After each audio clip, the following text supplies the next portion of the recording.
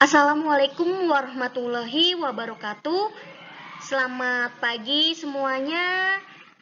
Berjumpa lagi dengan Ibu Risa dalam pembelajaran sejarah peminatan.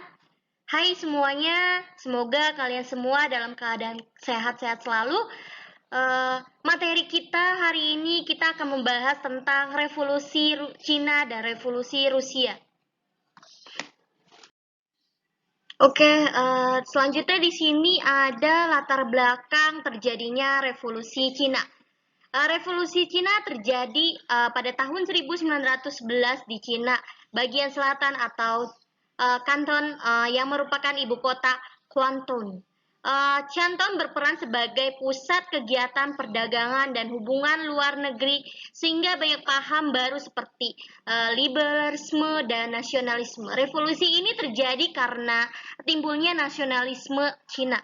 Ide revolusioner dibawa dan golongan intelek seperti Chang Yui, Liang Qi, dan Dr. Xian Yat yang membawa dampak besar pada revolusi Cina. Dr. Xian Yanmin Xin mencita-citakan Cina yang didasarkan pada ajaran Sang Min Chu, yaitu nasionalisme dan demokrasi itu Minshu dan sosialisme yaitu Minsheng. Oke, selanjutnya di sini ada keadaan Cina sebelum terjadinya revolusi. Sebelum Cina menjadi sebuah republik, kekuasaan pemerintah dipegang oleh dinasti Qing atau dinasti Manchu yang merupakan sebuah pemerintahan feodal menganut sistem monarki yang dimana sumber pemerintahannya ditentukan oleh satu garis keturunan kerajaan. Selama masa pemerintahan dinasti Qing, keadaan rakyat Cina sangatlah lemah dikarenakan penindasan oleh kaum penguasa, terlebih lagi ditambahkannya dengan faktor korupsi oleh pemerintah yang membuat nasib rakyat semakin sengsara dan jatuh miskin, serta lemahnya pemerintahan dari intervensi asing yang memiliki kepentingan tertentu di Cina. Oke, selanjutnya ada akibat faktor-faktor tersebut timbullah keinginan untuk merubah tatanan pemerintahan baru yang lebih bersih dan lebih baik di daratan Cina yang membawa Cina pada sebuah revolusi seperti negara-negara lain yang telah melakukan revolusi demi sebuah demokrasi di negaranya. Dr. Xian Yat-san merupakan sebuah revolusioner yang mempunyai cita-cita idealis menasionalismekan demokrasi Cina untuk masa depan Cina yang lebih baik lagi. Oke, selanjutnya ada sebab-sebab terjadinya revolusi. Sebab umum di sini lenyapnya kepercayaan rakyat Cina terhadap dinasti Manchu yang pernah membawa kejayaannya di Cina kemudian menjadi pudar setelah kedua kaisar besar Kang Shi dan Qianlong meninggal, akibatnya lenyap pada kemakmuran Cina. Yang kedua, lalu pemerintahan Manchu dianggap kolot dari telah bobrok, ya kan? Kolotnya itu yang dianggap kolotnya itu dia hanya berbesar hati kepada pemerintahan Manchu. Yang ketiga itu adanya korupsi dan pemborosan yang merajalela terutama di kalangan istana Manchu. Yang keempat itu kekalahan Cina dalam perang Cina-Jepang. Lalu ada munculnya kaum intelektual Cina, mereka telah mengenal pemahaman Barat seperti liberalisme, nasionalisme, dan demokrasi. Dari kaum intelektual inilah kemudian muncul cita-cita untuk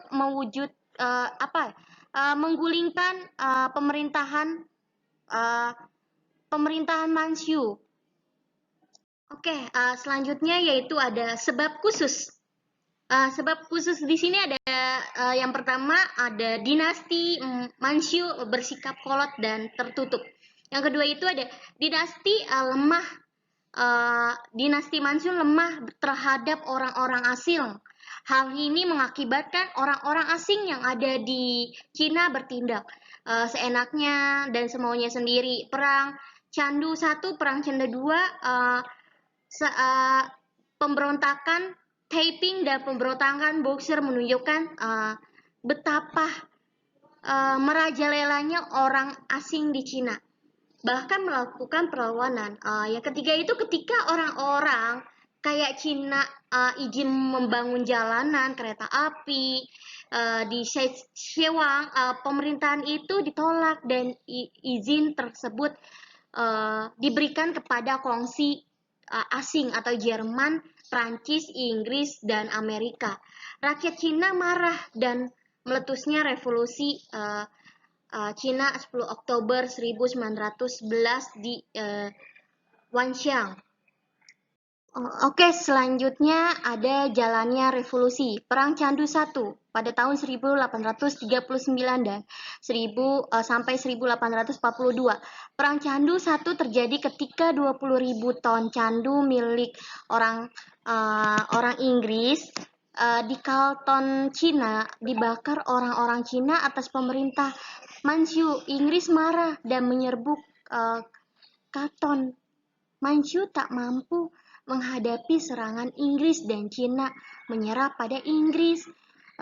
Perang diakhiri perjanjian Nanking pada tahun 1842 yang berisi ketentuan sebagai berikut, yaitu pertama, Inggris berhak mendapatkan Hong Kong. Inggris mendapatkan hak ekstratorial. Lalu 5 pelabuhan Cina dibuka untuk bangsa asing.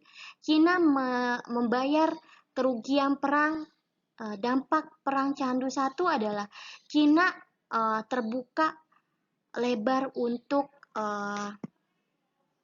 bangsa asing dan kedaulatan Cina diinjak-injak oleh bangsa asing. Oke, yang kedua itu ada Perang Candu kedua pada tahun 1856 sampai 1880.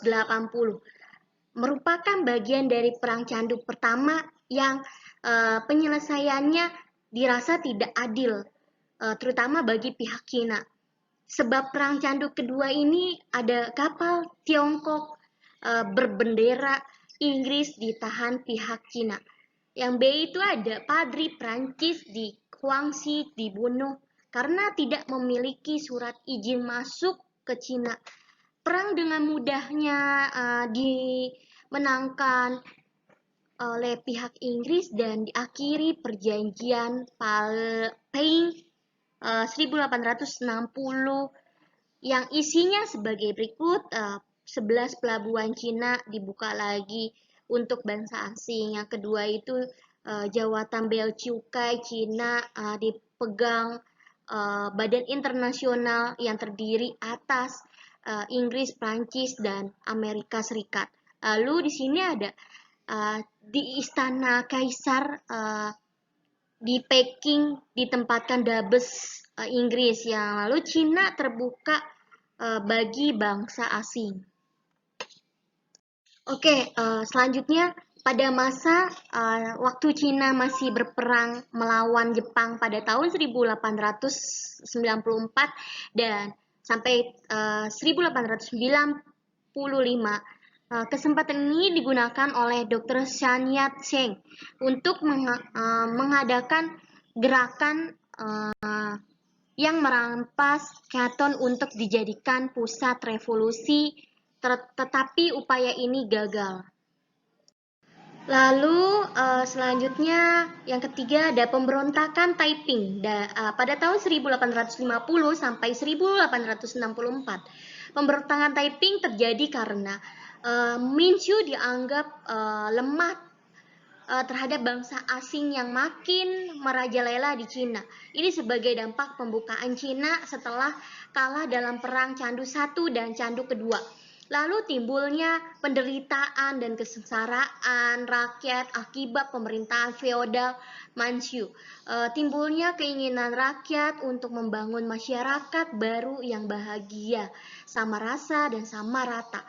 Pemberontakan Taiping dipimpin oleh Hung Xiu Qian seorang Masehi yang berpaham sosialis. Pemberontakan Taiping berhasil dipadamkan tentara asing dan Manchu. Oke, selanjutnya di sini pertempuran yang hebat terjadi ketika merebut kota Wuchang pada 10 Oktober 1911 yang disebut dengan istilah Wuchang Day Double Ten 1911. Wuchang sendiri adalah ibu kota provinsi Hubei. Sebelum terjadi pertempuran, pasukan revolusioner memotong rambutnya yang panjang terlebih dahulu. Yang sebelumnya diwajibkan oleh pemerintah Manchu sebagai tanda rakyat taklukan. Pada waktu itu tidak ada seorang pun pemimpin di pihak kaum revolusioner. Dr. Xian Yat-sen sendiri sedang berada di Amerika. Demikian juga pemimpinnya yang lainnya juga belum datang. Lalu dengan situasi yang demikian, kemudian pasukan revolusioner mengangkat Li Chonghuang, seorang kolonel dengan tentara Manchu, untuk memihak kaum revolusioner dan sekaligus sebagai pemimpin. Kemudian Li Yunxiong mengumumkan hanya pemerintahan Manchu telah digulingkan dan mengumumkan berdirinya Republik Cina. Oke, selanjutnya pada 12 Oktober 1911, provinsi-provinsi satu persatu disebut oleh pasukan revolusi. Akibatnya dari 18 provinsi, tinggal 2 provinsi saja yang masih dapat dipertahankan oleh tentara Manchu, yaitu Provinsi Hunan dan Chili. Dalam suasana yang sudah terpojok, pemerintah Manchu mengangkat kembali bekas opsirnya yaitu Yun Si Kai sebagai raja muda. Selanjutnya pemerintah Manchu bersidang dan mengambil keputusan bahwa yaitu adanya kekacauan dan peperangan adalah kesalahan pemerintah Manchu. Yang kedua itu ada undang-undang dasar negara disusun untuk memperbaiki keadaan. Lalu ada kabinet baru harus disusun dan tidak perlu mengikut sertakan keluarga kaisar, ya kan? Atau para bangsawan, karena hal ini tidak sesuai dengan keinginan rakyat. Lalu akan mengadakan pengampunan atau amnesty kepada orang-orang bekas pemberontakan. Revolusi di Wuxia, pemerintah dinasti Manchu sebenarnya sudah sangat ketakutan karena itu pemerintah dinasti Manchu mencoba membolakkan cita-cita kaum revolusioner dengan tindakan perbaikan pemerintah. Untuk itu Yun Si Kai diangkat sebagai Perdana Menteri oleh Dewan Nasional sebagai pengganti Pangeran Qing yang meletakkannya jabatannya pada 11 November 1911. Pasukan revolusioner menuntut agar Kaisar Manchu terakhir yang masih kanak-kanak untuk turun tahta. Sebagai reaksi di pihak Manchu ialah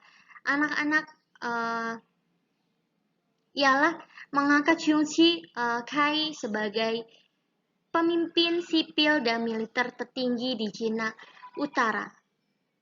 Pada Desember 1911 Masehi, pertempuran boleh dikatakan sudah berakhir dengan kemenangan-kemenangan bagi pihak kaum mengangkat Dr. Xian Yat-sen sebagai presiden pemerintahan sementara Republik Cina.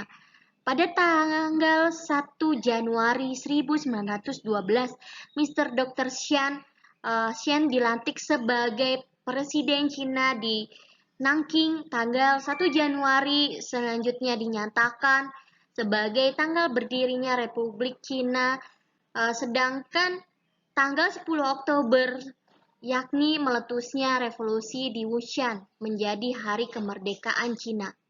Selanjutnya ada pengaruh revolusi Cina.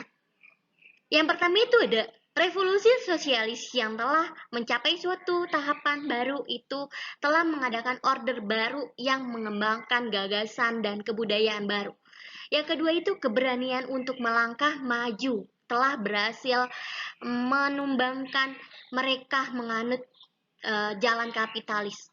Yang ketiga itu keberanian harus dilimpahkan kepada rakyat massa sehingga dapat membongkar pengkhianatan terhadap pikiran Mao Zedong. Yang keempat itu ada rakyat massa dipersilakan mendidik diri dalam pengobatan revolusi kebudayaan. Lalu yang kelima itu ada poster berhuruf besar supaya dimanfaatkan sebanyak-banyaknya agar dapat diperbaiki kesalahan-kesalahan serta membeberkan pandangan-pandangan yang keliru. Oke, selanjutnya di sini diserukan agar ditegaskan siapa kawan dan siapa lawan. Sasaran pokok dari revolusi kebudayaan adalah menumbuh kembangkan unsur-unsur dalam partai komunis yang menganut paham kapitalisme dan metodenya adalah mengemukakan fakta-fakta, mengadakan ajakan untuk perbincangan fakta-fakta tersebut, menghindari tindakan kekerasan. Lalu mencegah terjadinya tuduhan keliru terhadap rakyat revolusioner yang lalu mengadakan perbedaan antara yang baik, yang sedang, yang berbuat salah. Oke, di sini ada revolusi Rusia. Revolusi Rusia pada 1917 adalah sebuah gerakan politik di Rusia yang memuncak pada tahun 1917 dan penggulingan pemerintahan provinsi yang telah menggantikan sistem Tsar Rusia dan menuju ke pendirian Uni Soviet yang berakhir sampai keruntuhannya pada tahun 1991. Revolusi ini Rusia dapat dilihat dari dua fase yang berbeda. Yang pertama adalah Revolusi Februari 1917 yang menggantikan proksi Tsar Nicholas II Rusia, Tsar Rusia yang efektif terakhir dan mendirikan revolusi Republik Liberal. Yang kedua itu ada fase kedua adalah Revolusi Oktober yang diinspirasikan oleh Vladimir Lenin dari Partai Bolshevik, pemegang kuasa dari pemerintahan provinsi. Lalu revolusi kedua ini memiliki efek yang sangat luas, mempengaruhi di kota, daerah pedesaan, meskipun banyak kejadian bersejarah terjadi di Moskow dan Saint Petersburg. Ada juga gerakan di pedesaan di mana rakyat jelata merebut dan membagi tanah.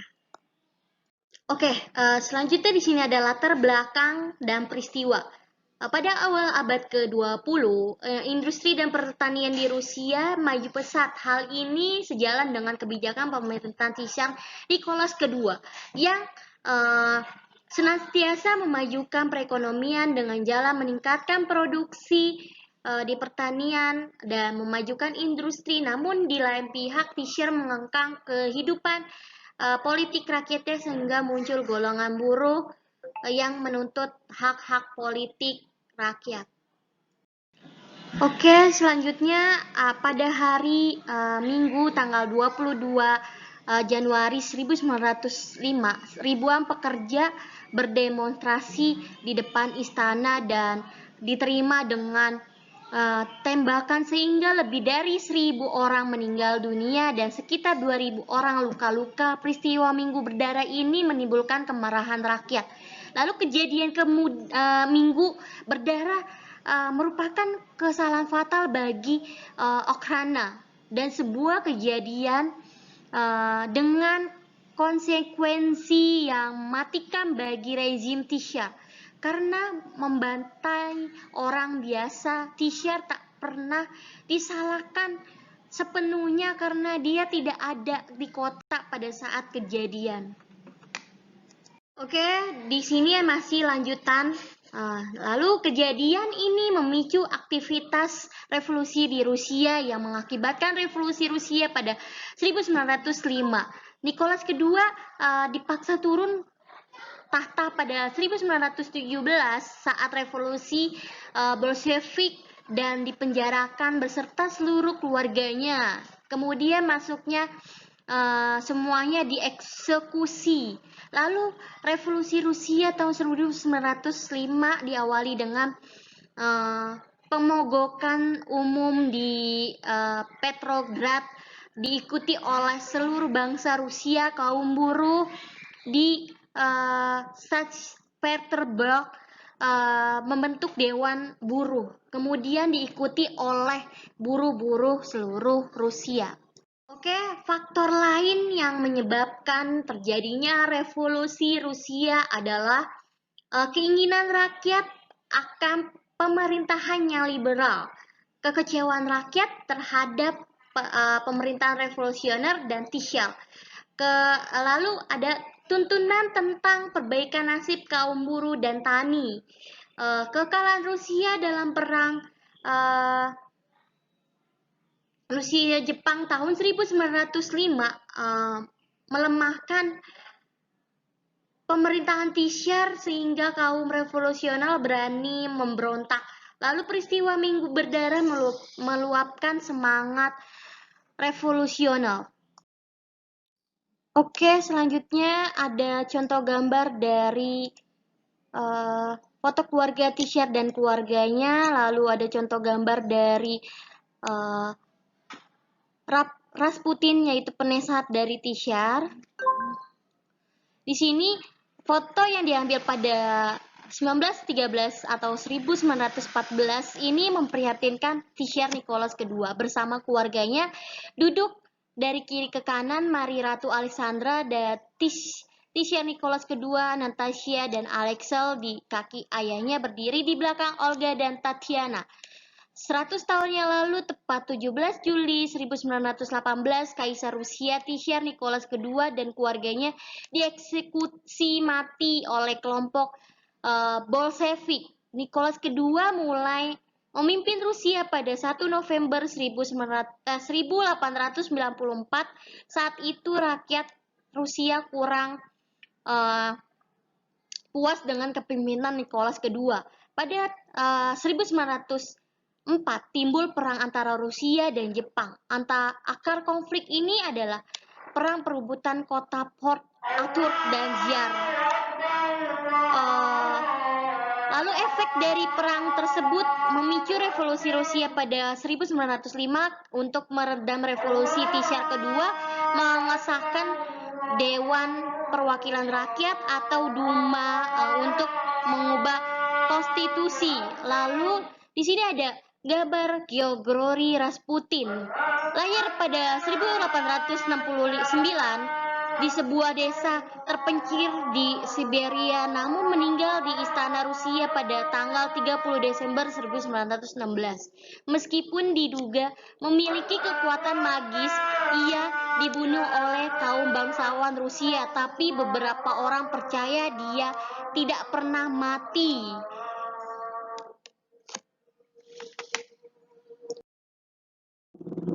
Oke, selanjutnya di sini ada contoh gambar dari revolusi yang terjadi di Rusia didukung oleh para buruh. Lalu ada Vladimir Lenin adalah tokoh yang mempelopori revolusi Rusia. Sini ada revolusi yang terjadi di Rusia itu didukung oleh para buruh.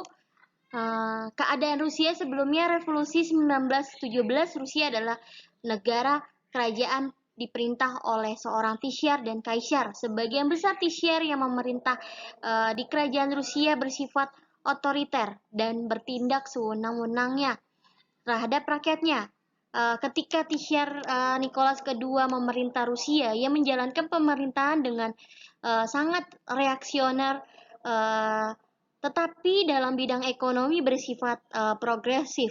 Hal ini menyebabkan industrialisasinya berkembang pesat. Kemajuan industri menyebabkan Berkembangnya gerakan sosialisme di Rusia. Akibatnya Tsar Nicholas II menjadi korban dari gerakan sosialisme pada tahun 1917. Tsar kedua diturunkan dari tahtanya, kerajaannya dan dibuang ke Serbia tahun 1918. Tsar Nicholas bersama dengan keluarganya dibunuh oleh kaum komunis, yaitu Bolshevik atau Bolshevik. Lalu peristiwa penting yang terjadi pada masanya pemerintahan Tsar Nicholas II sebagai berikut: ada industrialisasi pemerintahan keuangan yang Sergei berjasa dalam perkembangan industri Rusia sejak tahun 1992. Munculnya sosialisme di Rusia, berkembangnya industri yang cukup pesat menyebabkan munculnya golongan buruh yang berakibat kemunculan gerakan sosialisme pada masa pemerintahan Tsar Nicholas II. Gergiev Plekhanov mendirikan Partai Sosial Demokrat. Programnya adalah persamaan dalam hukum, kemerdekaan pers, berbicara, berkumpul, serta perbaikan nasib buruh dan tani. Lalu di sini ada contoh gambar dari Lenin. Lenin sendiri ini kemudian dipulangkan dari Serbia tahun 1900.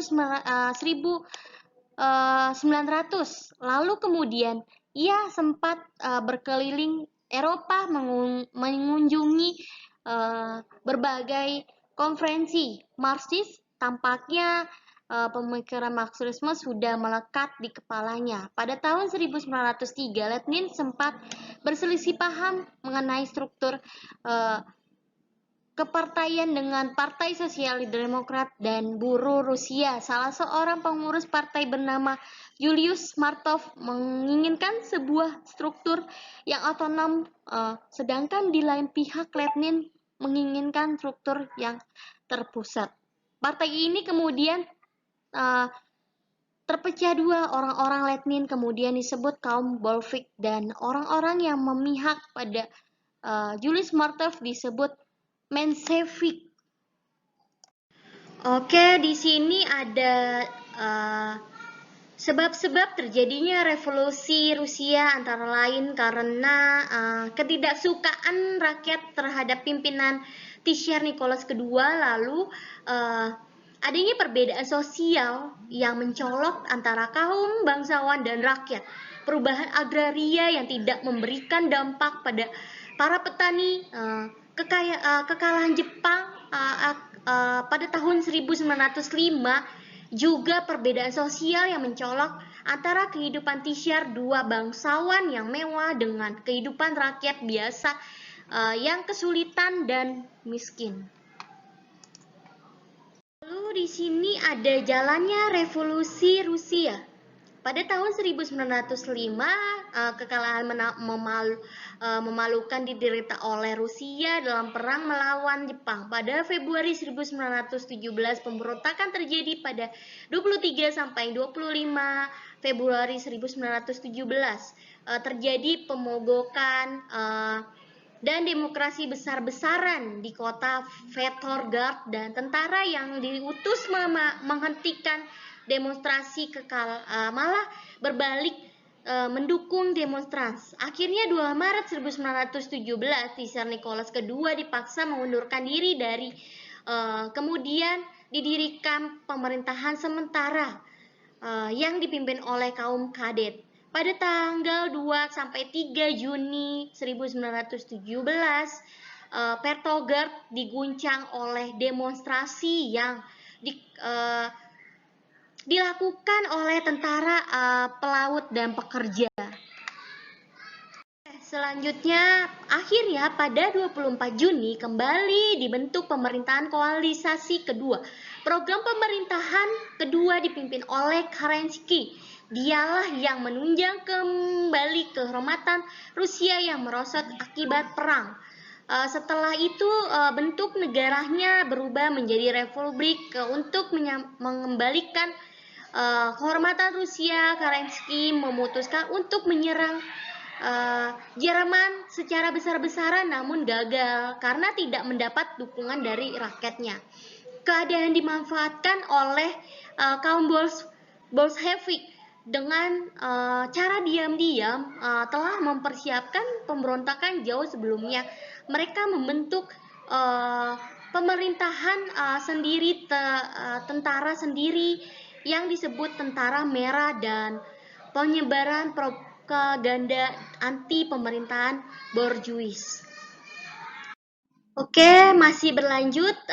Sebelumnya menyerang istana musim dingin yang menjadi simbol kekuasaan pemerintahan. Kaum Bolshevik yang dipimpin oleh Lenin terlebih dahulu menguasai objek-objek vital seperti jembatan, pembangkit listrik, bank, stasiun kereta api. Lenin melakukan pemberontakan bersenjata yang mendapat tantangan dari tokoh komunis Lex Kamenev dan Gregory Zinoviev. Namun suara mereka dapat dikalahkan oleh Lenin. Oke, di sini ada dampak revolusi Rusia bagi Indonesia. Kemenangan revolusi Bolshevik di Rusia disambut dengan antusias.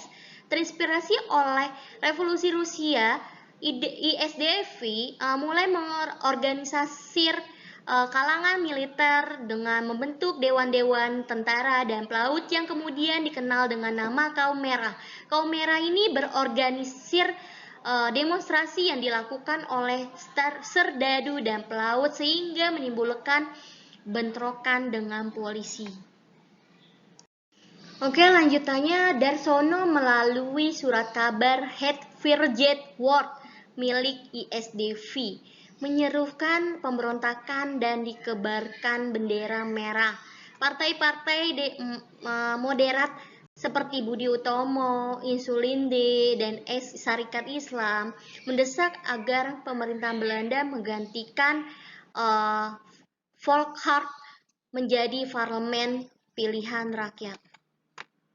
Ketika Komiter Komunikasi Internasional terbentuk pada tahun 1919, pengaruhnya telah terasa di Indonesia. Sejak saat itu langkah-langkah politik PKI perubahan dari ISDV senantiasa mengikuti doktrin-doktrin dari Komintern di Rusia, diantaranya pernyataan Lenin bahwa untuk Asia garis politik Komintern harus mendekati dan bekerja sama dengan kaum borjuis nasional dan organisasi nasional rakyat terjajah. Oke, sampai di sini materi kali ini tentang revolusi Rusia dan revolusi Cina. Nah, jika ada yang ditanyakan, silakan ditanyakan, dan mohon maaf apabila ada kekurangan kata dari saya. Oke, cukup sekian. Terima kasih semuanya, dan semoga ilmunya bermanfaat ke kalian semua pembelajaran hari ini, dan sampai jumpa, ketemu minggu depan lagi dengan materi selanjutnya.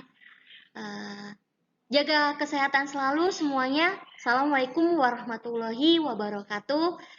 Sampai jumpa.